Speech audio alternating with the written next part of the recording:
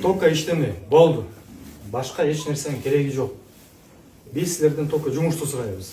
Ушул жерден нан таап, ушул жерден чоңоюп өсүп, ушул жерден баягы каралып көргөн бир жакшы нерсе.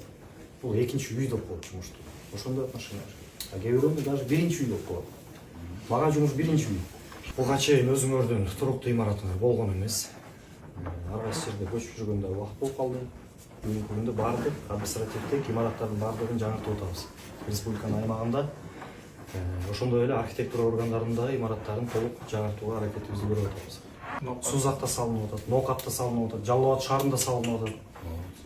Мунун баардыгын биз өкмөттөн бир сом албай, өзүбүздүн каржылап, өзүбүздүн спонсорлоо менен жана ошондой эле өзүбүздө болгон экономия болгон акчалар менен салып атабыз. Кудай буюрса имаратыңар башталды эми. Сиздерге ийгилик каалайм. Ишиңерге ийгилик, жакшылап иштегиле. Я очень рад вас видеть. Айына 45 000 сом төлөйсүңөр. Ошондой көп төлөбөйбүз. Отопление болгондо окшо андан ары кетет. Эми Кудай буюрса, мен сиздер менен ачылышында иштериңерге